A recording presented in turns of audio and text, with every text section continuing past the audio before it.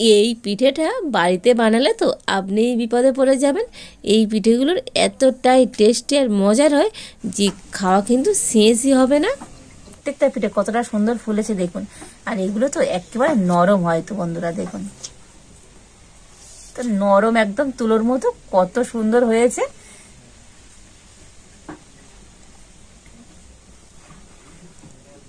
দেখুন বন্ধুরা, ভিতর থেকেও কতটা সুন্দর হয়েছে আজকের এই পিঠেগুলো।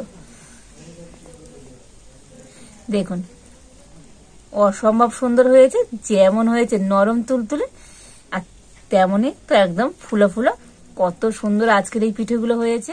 নমস্কার বন্ধুরা, রূপার রন্ধনশালায় আপনাদের সকলকে অনেক অনেক স্বাগত জানিয়ে চলে এসেছি প্রতিদিনের মতো আবার একটা দারুণ স্বাদের পিঠে রেসিপি নিয়ে।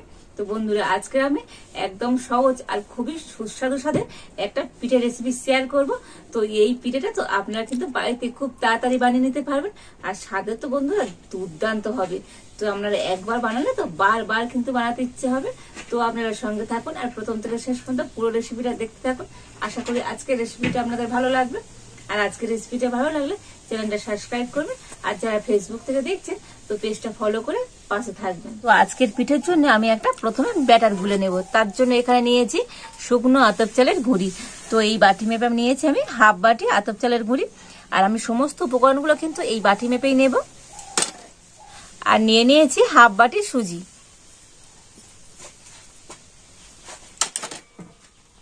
আর দিয়ে দেবো ওই একই বাটির মাপ করে এক বাটি ময়দা। তো আপনারা ময়দার পরিবর্তে এখানে আটাও ব্যবহার করতে পারেন। অল্প একটু সামান্য পরিমাণ লবণ দিয়ে দিচ্ছি। তো শুকনো উপকরণগুলো একটু ভালো করে মিশিয়ে নেব। তো শুকনো উপকরণগুলো ভালো করে মিশিয়ে নিয়েছি। আর এখন আমি এর মধ্যে দিয়ে দেব ওই একই বাটির মাপ করে এক বাটি খেজুরের গুড়।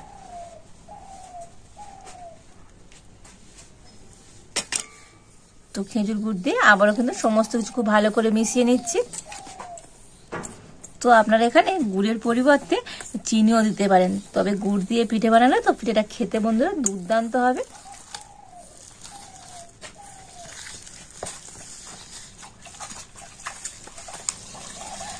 তো দেখুন সমস্ত কিছু কিন্তু খুব ভালো করে মিশিয়ে নিয়েছি।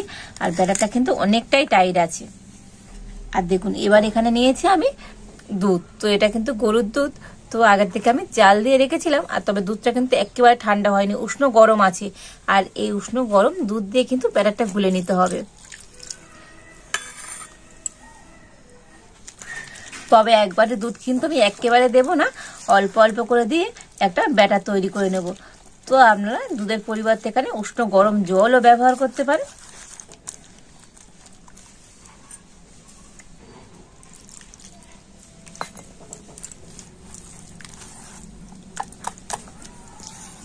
তো অল্প অল্প করে দুধ দিয়ে তো আমি একটা ব্যাটার তৈরি করে নেব। তো দেখুন সমস্ত কিছু দিয়ে তো ব্যাটারটা কিন্তু খুব ভালো করে আমি গুলে নিয়েছি। আর এই ব্যাটারটা তো এখন আমি 10 মিনিট ঢাকা দিয়ে রেখে দেব। তো 10 মিনিট কিন্তু আমি ব্যাটারটা ঢাকা দিয়ে রেখে দিয়েছিলাম। আর দেখুন ব্যাটারটা কিন্তু আগের থেকে অনেকটা টাইট হয়ে গিয়েছে, যেহেতু সুজি ছিল তো সুজিটা ফুলে গিয়ে আর ব্যাটারটা অনেকটা টাইট হয়ে গিয়েছে। আর আবারও আমি একটু দুধ দিয়ে দেব।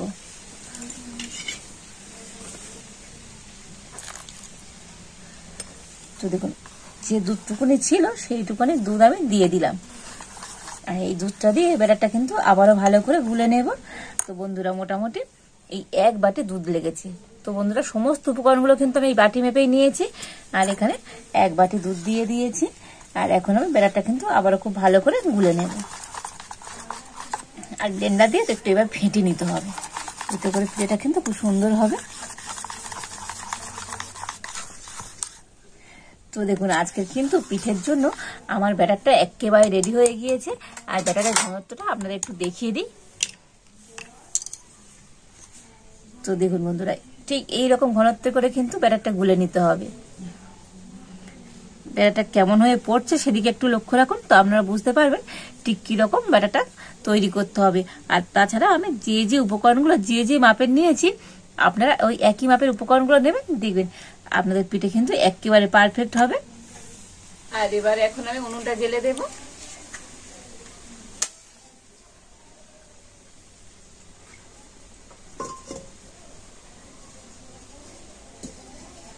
আর কড়াইতে আমি দিয়ে দেবো সাদা তেল।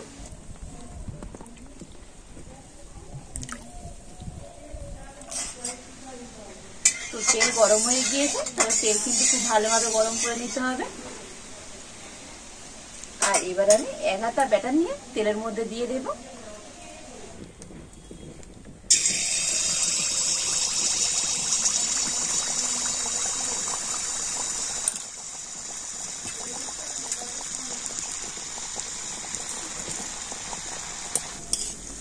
তো দেখুন পিঠেটা যখন তেলের উপর ভেসে উঠবে তখন কিন্তু খুন্তি করে এইভাবে তেল উপর দিয়ে দিলে তো পিঠেটা কিন্তু খুব সুন্দরভাবে ফুলে যাবে।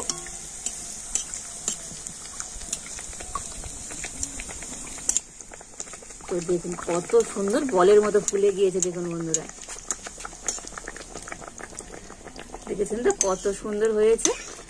আর একবার আমি উল্টে দেব। আর এখন আমি একটু হালকা জাল দিয়ে আর পিঠেটা একটু উল্টে পাল্টে লাল লাল করে ভেজে নেব।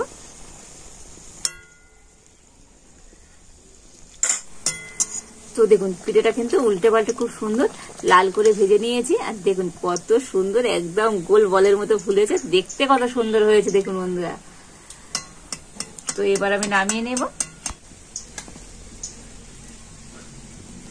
আর ওই একইভাবে আবার আমি 1 হাতা ব্যাটার নিয়ে কড়াই কিন্তু ঠিক একদম মাঝ বরাবর এইভাবে দিয়ে দিতে হবে। আর এবারে তেলের উপর ভেসে ওঠা পর্যন্ত অপেক্ষা করতে হবে। তো দেখুন তেলের উপর ভেসে উঠেছে। আর এবারে এরকম খুন্তি দিয়ে অল্প অল্প করে তেল উপরে দিয়ে দিতে হবে। দেখেছেন তো বন্ধুরা প্রত্যেকটা পিঠে কতটা সুন্দর একেবারে বলের মতো ফুলে যাচ্ছে। তো মনে হচ্ছে না ফুলকো লুচি হয়েছে, দেখুন কত সুন্দর হয়েছে দেখুন বন্ধুরা। তো দেখুন এই আরো একটা পিঠে আমি ভেজে নিয়েছি, তো তুলে নিচ্ছি।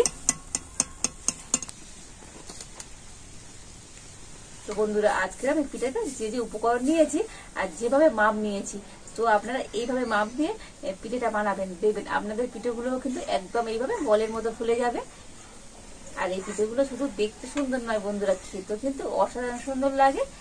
আর এইভাবে আমি এখন সমস্ত পিঠেগুলো ভেজে নেব।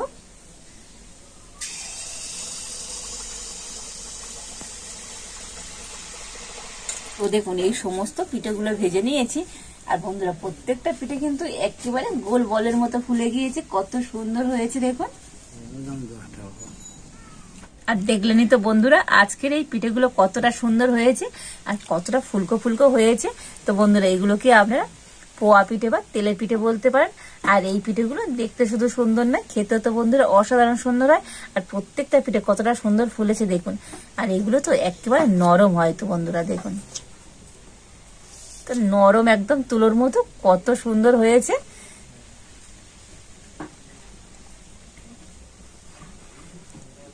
দেখুন বন্ধুরা ভিতর থেকেও কতটা সুন্দর হয়েছে আজকের এই পিঠেগুলো, দেখুন অসম্ভব সুন্দর হয়েছে। যেমন হয়েছে নরম তুলতুলে আর তেমনই তো একদম ফুলো ফুলো কত সুন্দর আজকের এই পিঠেগুলো হয়েছে। তো বন্ধুরা একেবারে কম উপকরণে আর কম সময়ের মধ্যে আপনারা কিন্তু এই পিঠেটা বাড়িতে বানিয়ে দেখতে পারেন। আর এইভাবে পিঠে পুরো পরিবারের জন্য আপনারা খুবই কম সময়ের মধ্যে বানিয়ে ফেলতে পারবেন। আর এই পিঠেগুলো খেতে তো বন্ধুরা দারুণ সুস্বাদু হয়। আর আজকের আমার এই সহজ পিঠে রেসিপি আপনাদের কেমন লাগলো অবশ্যই কিন্তু কমেন্ট করে জানাবেন। আর ভালো লাগলে একটা লাইক করে দেবেন আর সবার সাথে প্রচুর প্রচুর করে শেয়ার করবেন। আজ এই পর্যন্ত, আপনারা ভালো থাকুন, সুস্থ থাকুন। দেখা হচ্ছে নতুন কোন একটা রেসিপি নিয়ে।